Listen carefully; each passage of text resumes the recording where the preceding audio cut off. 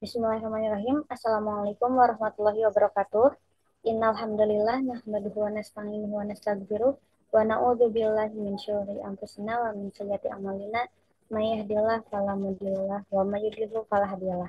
Asyhadu an la ilaha illallah wa asyhadu anna Muhammadan abduhu wa rasuluhu alladzi la nabiyya ba'da amma ba'du. Pertama-tama marilah kita panjatkan puji serta syukur kita kehadirat Allah Subhanahu wa taala yang mana atas berkat dan rahmatnya kita masih diberi kesempatan untuk selalu merasakan kebahagiaan dalam hidup ini. Salawat serta salam semoga tetap tercurah limpahkan kepada baginda alam yakni Nabi Muhammad Shallallahu Alaihi Wasallam. Tidak lupa kepada keluarganya, sahabatnya, tabi'in dan insya Allah sampailah kepada kita selaku umatnya. Amin ya Allah ya Rabbal Alamin. Baik, perkenalkan kami dari kelompok 3 mata kuliah termodinamika, yang mana anggotanya di sini ada saya sendiri, Ilya Agustina sebagai moderator, sekaligus sebagai pemateri, kemudian ada Muhammad Satria, dan juga Nikmatul Fitriana Maharani.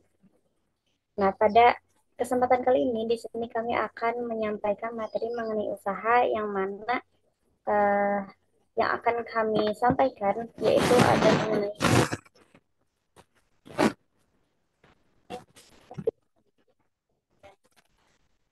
proses kuantifikasi. Nah, yang mana proses kuantifikasi ini apa bagiannya? Kemudian nanti di akhirnya ada yang namanya sistem gabungan dan juga ada diagram Revit. Nah, materi ini akan disampaikan oleh para pemateri. Mungkin kita lanjut saja pada penyampaian materinya. Kepada pemateri dipersilakan untuk menyampaikan. Bismillahirrahmanirrahim. Di sini saya akan menjelaskan mengenai usaha proses kuasi-statik, diagram PV, dan juga kerja sistem hidrostatik. Nah, kerja yaitu suatu sistem yang mengalami pergeseran karena adanya dari gaya. Nah, kerja juga terbagi menjadi dua, yaitu ada kerja eksternal dan juga kerja internal. Nah, apa itu kerja eksternal? Kerja eksternal itu yaitu hasil kerja dari sistem secara keseluruhan menimbulkan gaya pada lingkungan dan terjadi pergeseran gaya. Sedangkan kerja internal yaitu kerja yang dilakukan oleh bagian sistem yang pada sistem yang lainnya. Nah, pada termodinamika ini kerja yang difungsikan yaitu kerja eksternal.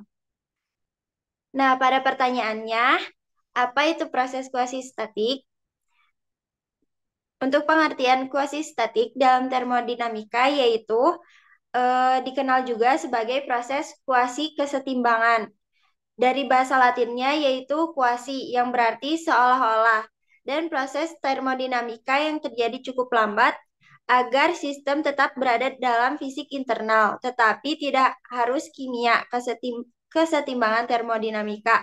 Nah, contoh kuasi statik ini misalnya ada sebuah air di dalam tangki.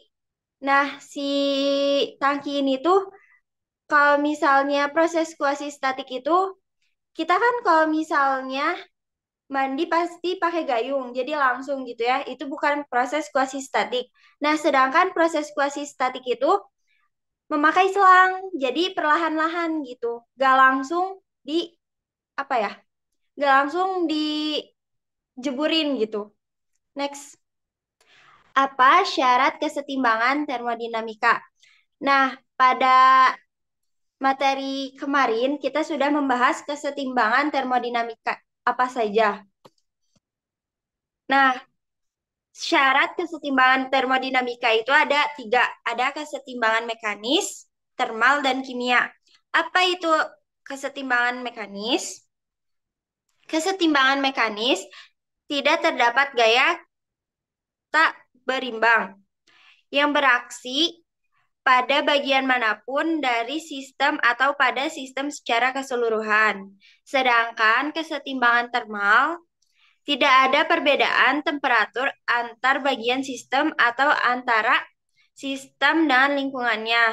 Sedangkan kesetimbangan kimia tidak ada reaksi kimia dalam sistem dan tidak ada perpindahan unsur kimia dari satu bagian ke bagian sistem yang lainnya. Nah, di sini ada kerja sistem hidrostatik. Gambar ya, mula-mula gas ideal menempati ruang dengan volume V dan tekanan P. Bila piston mempunyai luas penampang A, maka gaya didorong pada piston F sama dengan P dikali A. Misalnya, gas ekspansi diekspansikan atau memuai secara kuasi-statik secara perlahan-lahan, secara setiap saat. Nah, maka gaya yang dihasilkan gas piton yaitu dW sama dengan F dx atau bisa jadi sama dengan dW sama dengan PA dikali dx. Tetapi karena ADX sama dengan dV, maka dW sama dengan min Pi dikali dV. Nah, di sepanjang suatu lintasan kuasi-statik tertentu, kerja yang dilakukan pada sistem ketika berubah dari volume VI ke volume yang lebih kecil VF dinyatakan sebagai WFI sama dengan min integral VF PI P dV, sedangkan pemuaian dari F ke I sepanjang lintasan yang sama, tetapi dengan arah yang berlawanan menghasilkan kerja yang dilakukan oleh sistem sebesar WIF sama dengan VI integral VF P dV. Nah, jadi ini tuh sama aja, cuma yang FI itu yang harus dikerjakan tuh yang VF dulu, lalu yang VI. Nah, sedangkan yang IF, yang VI dulu, baru yang FI. Nah, selanjutnya ada materi yaitu diagram PV. Apa sih diagram PV itu? Diagram PV adalah diagram yang tekanan dijarah sepanjang sumbu Y dan volume sepanjang sumbu X. Nah, pada gambar di samping ini ada 3 kurva, yaitu ada kurva pemuaian, kurva pemampatan, dan kurva bersama-sama membentuk daur. Nah, perubahan tekanan volume gas selama pemuaian ditunjuk oleh kurva yang sebelah yang A. Nah, lalu integral PdV untuk proses ini jelas sama dengan luas bidang berwarna abu di bawah kurva 1. Yang ini ya. Nah, lalu kerja yang diserap oleh gas yang digambarkan luas bidang berwarna abu di bawah kurva 2. Ini yang positif. Nah, yang ketiga, apa sih daur itu? Daur yaitu sederetan proses seperti di gambar yang ini oleh gambar yang tertutup. Seperti itu. Eh, kurang lebihnya saya serahkan ke moderator. Terima kasih. Baik, untuk selanjutnya ada materi kerja bergantung pada lintasan. Boleh dilihat pada grafik yang telah dicantumkan pada PowerPoint. Secara kualitatif, proses kerja sistem itu tidak harus pada titik I pada grafik ataupun pada titik F, kesetimbangan akhir. Tetapi kerja tersebut dapat berlangsung secara kualitatif, yaitu dapat bekerja atau sistem bekerja pada secara prosesnya, tidak harus dilihat dari awal dan akhir, tapi dalam perjalanannya. Contohnya yaitu isobar dari titik I ke F, yang dimana tekanan dipertahankan. Dan contoh lainnya ada isovolume atau isohor, yang dimana volume bertahan dari titik I ke titik F. Jika dilihat pada grafik pun terdapat titik B dan titik F. Pada titik B dan titik F sebagai min P0, V0 yang dimana tidak ada tekanan dan volume yang berubah pada kerja sistem tersebut. Secara matematis, kerja sistem yang dilakukan kuantitatif yaitu minus 2 P0 V0. Dari grafik tersebut dapat disimpulkan bahwa kerja sistem tidak selalu bekerja pada titik awal ataupun titik akhir, tetapi dilihat dari lintasan atau proses kerja sistem tersebut. Masih pada materi kerja bergantung pada lintasan, yaitu proses kuantitatif jika dilihat secara matematis yaitu W sama dengan min integral batas atas VF, batas bawah VI, P diferensial V, di mana P tidak dapat diintegrasikan kecuali P sebagai fungsi dari V. Sejumlah kerja infinitesimal merupakan diferensial tak sama. Contohnya yaitu bukan diferensial dari fungsi koordinat yang sebenarnya. Dengan kita bisa garis bawahi yaitu tidak ada fungsi koordinat termodinamik yang dapat menggambarkan kerja pada sistem. Kerja dalam benda tidak ada artinya, akan tetapi kerja yang sebenarnya dalam termodinamika yaitu kegiatan eksternal atau kerja dari luar yang mempengaruhi perubahan dari benda. Contohnya energi benda tersebut. Untuk menunjukkan bahwa kerja infinitesimal dari fungsi tersebut bukan merupakan diferensial takta matematis dari fungsi W, yaitu dicoret W.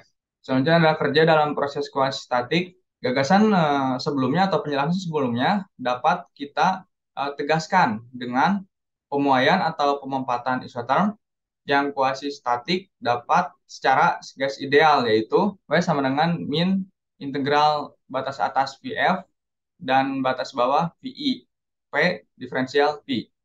Maka untuk gas idealnya akan berlaku PV sama dengan N, R, theta. Dan di mana N dan R merupakan nilai tetapan, maka akan berlaku W sama dengan min integral batas atas VF, integral batas bawah VI. NR theta per V diferensial V, yang dimana R sebagai konstanta gas dan theta sebagai temperatur. Proses tersebut atau kerja tersebut berlaku juga jika temperaturnya tetap, yaitu W sama dengan min NR theta integral batas atas VF, integral batas bawah VI, dV per V. Maka secara matematis didapatkan sama dengan min NR theta ln VF per I. Itu untuk proses kerja dalam kuantitatif. Untuk selanjutnya ada kerja untuk mengubah panjang seutas kawat. Jika suatu panjang kawat ditarik dengan gaya diubah dari L menjadi L ditambah DL dan kerja infinitesimalnya yang dilakukan kawat, maka berlaku DW sama dengan gaya tegang dikali diferensial L. Dengan keterangan, gaya tegang merupakan besar gaya sesaat setiap proses kerja yang berlangsung pada sistem tersebut. Untuk panjang tertentu dari LI atau L kesetimbangan awal ke LF kesetimbangan akhir dapat dirumuskan dengan W sama dengan minus integral batas atas LF batas bawah LI, gaya tegang dikali diferensial L. Jika kawat mengalami gerak yang melibatkan gaya tak berimbang, maka integral dari turunan tersebut tidak dapat dicari menggunakan koordinat termodinamik yang mengacu pada kawat secara keseluruhan. Persamaan keadaan yang akan terjadi jika gaya eksternal setiap saat dipertahankan dengan sedikit beda besarnya dengan gaya tegang pada sistem, maka akan terjadi proses kuasi-statik. Gaya tegang dapat dikatakan sebagai fungsi dari L dan integrasi dapat dilakukan. Gaya tegang dapat dinyatakan dengan Newton dan L dapat dinyatakan atau diukur dengan meter. Selanjutnya ada kerja untuk mengubah luas bidang selaput permukaan. Selaput permukaan ganda yang terbentang pada kerangka kawat, salah satu sisinya dapat digerakkan. Kawat yang tergerakkan memiliki satuan panjang dan tegangan permukaan. Kawat yang tergerakkan memiliki gaya yang bekerja pada dua selaput, yaitu 2 dikali tegangan permukaan dikali panjang. Jadi seperti pada penjelasan sebelumnya, proses kuasi-statik dapat berjalan jika ada gaya eksternal yang sedikit berbeda dengan gaya yang dikeluarkan oleh selaput. Yang sebelumnya yang dikeluarkan oleh sistem, tapi sekarang dikeluarkan oleh selaput. Kemudian kerja dalam pergeseran infinitesimal dx adalah dw sama dengan 2 tegangan permukaan L dx. Jika terdapat dua selaput pada sistem, maka matematisnya 2L dx sama dengan dA. Sehingga dW sama dengan tegangan permukaan dikali diferensial A. Tegangan permukaan dinyatakan dengan Newton per meter atau Newton per M. Dan A atau luas dinyatakan dengan meter kubik. W atau usaha dinyatakan dengan joule. Untuk materi selanjutnya saya serahkan kepada moderator. Terima kasih. Baik, selanjutnya kerja untuk mengubah polarisasi padatan dielektrik. Nah, di layar terdapat ada gambar 3.6. Gambar ini merupakan gambar dari pengubahan polarisasi padatan dielektrik. Nah, jadi gambar ini adalah gambar lempengan dari bahan dielektrik isotop yang diletakkan di antara keping penghantar kapasitor keping sejajar. Nah, dengan luas permukaannya, yaitu bisa disimbolkan dengan A, luas permukaannya, keping kapasitor memiliki dimensi linear yang jauh lebih besar dibandingkan dengan jarak di antara kedua keping, atau bisa disimbolkan dengan L. Kemudian beda potensial disimbolkan dengan yang seperti E itu, ya beda potensialnya pada keping dapat dipertahankan oleh sebuah baterai. Nah, jadi intensitas listrik yang hampir serba sama yang ditemukan antara kedua keping adalah persamaannya seperti yang terdapat di layar tersebut. Nah, jadi persamaan E sama dengan yang ini, itu merupakan efek dari beda potensial pada keping yang menimbulkan medan listrik antar keping dengan intensitas listrik. Nah, maka muncullah persamaan seperti itu. Kemudian, nah, jika polarisasinya menyatakan momen listrik total dari bahan yang tadi ya yang diandaikan itu bahan dari di elektrik isotop yang tadi, nah atau polarisasinya, maka mempunyai hubungan D sama dengan D sama dengan elektromotansi 0 dikalikan dengan intensitas listrik, kemudian ditambah polarisasi dibagi dengan tegangan. Nah, dengan elektromotansi 0-nya menyatakan permitivitas ruang hampa dari polarisasi, menyatakan polarisasi total atau momen di kutub total, jadi dW sama dengan tegangan elektromotansi 0 dikalikan dengan intensitas listrik, kemudian diferensial intensitas listrik dan ditambah dengan intensitas listriknya itu tersendiri dan dikalikan dengan diferensial polarisasi. Nah, pada persamaan dW ini terdapat dua suku gitu. Nah, suku pertamanya itu yang E kali DE dan suku yang keduanya adalah E depolarisasi. Nah, itu dua suku dari persamaan tersebut. Nah, pada suku yang pertama yaitu pada EDE ini menunjukkan kerja yang diperlukan untuk menambah intensitas listrik. Nah, yang akan muncul sekalipun ruang antara kedua keping kapasitornya itu hampa. Sedangkan pada suku yang kedua yaitu E kali D diferensial polarisasi itu menyatakan kerja yang diperlukan untuk menaikkan polarisasi di elektrik sejumlah depolarisasinya. Nah, kemudian suku ini bisa menjadi 0 jika di antara keping kapasitornya itu tidak terdapat bahan. Nah, dapat diperhatikan perubahan yang timbul pada bahan yang disebabkan oleh kerja atau oleh suatu bahan dielektrik itu atau oleh sistemnya, bukan kerja yang dilakukan untuk mengubah medan listrik. Nah, pada akibatnya akan memunculkan atau menghasilkan rumus untuk kerja nito pada dielektrik dengan persamaan dW sama dengan intensitas listrik dikali dengan diferensial polarisasi. Nah, jika polarisasinya diubah dengan sejumlah tertentu dari polarisasi I menjadi polarisasi F, maka persamaannya adalah W sama dengan sebentar. Nah, maka persamaannya itu menjadi W sama dengan integral dari E kali depolarisasi dengan batas polarisasi F sampai polarisasi I. Nah, seperti itu. Jadi rumus untuk atau persamaan yang digunakan untuk kerja yang mengubah polarisasi padatan dielektrik adalah persamaan yang W ini, yang W sama dengan integral ini. Nah, itu bisa digunakan. Oke, next. Nah, selanjutnya yaitu kerja untuk mengubah magnetisasi suatu padatan magnetik. Nah, pada slide ini juga terdapat gambar yang mengilustrasikan dari pengubahan magnetisasi padatan magnetik. Nah, di sini ada terdapat dua gambar ya, yang ini yang apa? Yang hitam itu ilustrasi sedikit kurang jelas ya, tapi untuk mungkin agar bisa mudah didapatkan di kehidupan nyata, nah bisa dilihat gambar yang di sebelah kanannya itu gambar yang real mungkin ya.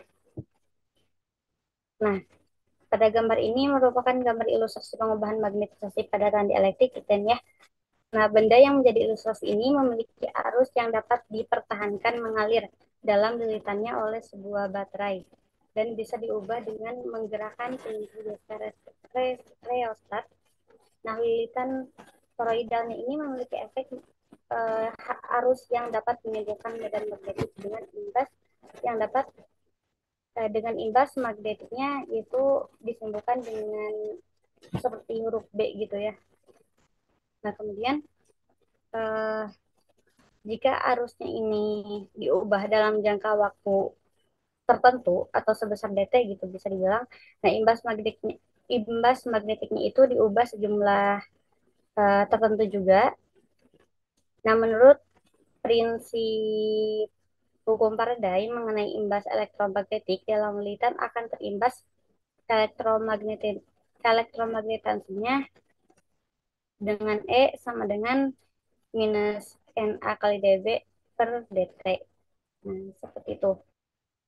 Nah, kemudian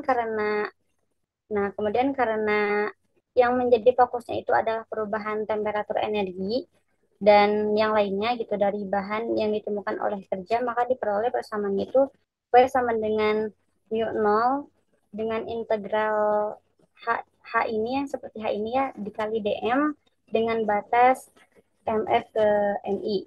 Nah, jadi untuk apa ya, untuk kerja yang mengubah magnetisasi suatu padatan magnetik, persamaannya dapat digunakan W yang ini. Dengan dalam kejadian sebenarnya, perubahan magnetisasi tercapai secara hampir kuasi statik, sehingga persamaan keadaan dapat dipakai dalam pengintegrasian ungkapan yang menyatakan kerja. Nah, seperti itu.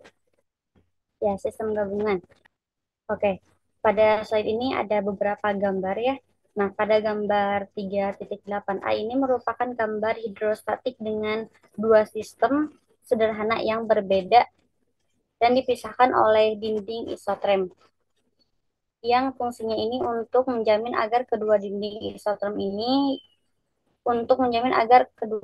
bagian itu memiliki temperatur yang sama gitu. Nah, pada gambar ini, gambar sistem ini memiliki 5 titik koordinat, yaitu PV aksen, P, kalau maksudnya titik koordinat P aksen, dan juga theta. Nah, sebetulnya ini ada P aksennya, cuman nggak ketulis gitu, mohon maaf. Jadi dalam gambar yang 3.8 ini ada 5 titik koordinat, yang mana koordinatnya yaitu P aksen, dan theta gitu. Kemudian memiliki dua persamaan keadaan, satu untuk masing-masing sistem sederhana. Nah, akibatnya hanya 3 dari 5 koordinat itu yang bebas dalam setiap pergeseran kecil dari sistem yang masing-masing piston kerjanya yang digambarkan oleh gambar 3.8b yang menjadi grafik koordinat bebas, yang mana titik koordinatnya adalah theta, P, dan P aksen. Nah, pada 3.8b ini merupakan grafik koordinat bebas dengan titik koordinatnya tadi telah disebutkan. Diagram ini menunjukkan atau menggambarkan keistimewaan sistem yang diraja sepanjang sumbu kartesis. Nah, tetapi jika ingin memiliki dua persamaan keadaan dan temperatur yang sama dengan dua sistem sederhana, tidak perlu dipisahkan menurut ruangnya oleh dinding di ATM. Nah, dapat dilihat juga pada gambar 3.9, yaitu gambar sistem gabungan yang titik koordinatnya adalah P, ada titik koordinat P, H, M, dan juga theta. Nah, pada gambar 3.9a ini, oksigen ini mempunyai tekanan yaitu P dan volumenya yaitu sebagai V. Bisa diubah dengan pertolongan kombinasi silinder piston. Nah, gas ini dimasukkan dalam medan magnetik dengan intensitas yaitu yang dapat diubah dengan cara mengubah arus dalam solenoidnya yang melindunginya. Nah, itu dipertahankan pada temperatur yang serba sama yaitu tetanya. Jadi koordinatnya itu P koordinat. Jadi untuk titik koordinat itu yang pada gambar 3.9 ada 5 titik koordinat dan yang menjadi grafiknya ada pada gambar 3.9 dengan titik koordinatnya yaitu theta, P, dan juga M. Nah, sehingga persamaan pada yang dapat menggambarkan kedua kedua apa ya kondisi ini, yang pertama pada gambar 3.8a dan B yaitu dW sama dengan minus P dikali dV minus V aksen dikali D kali dV aksen. Nah, kemudian pada gambar 3.9a dan B untuk ilustrasi persamaannya yaitu dW sama dengan Y dikali dX ditambah Y aksen dikali DX aksen. Nah, mungkin itu yang dapat kami sampaikan mengenai materi usaha. Selanjutnya akan dilakukan kegiatan tanya jawab mungkin ya di fitur LMS. Nah, mungkin itu saja yang dapat kami sampaikan. Mohon maaf apabila ada kesalahan. Billahi taufiq wal hidayah. Wassalamualaikum warahmatullahi Warahmatullahi wabarakatuh. wabarakatuh.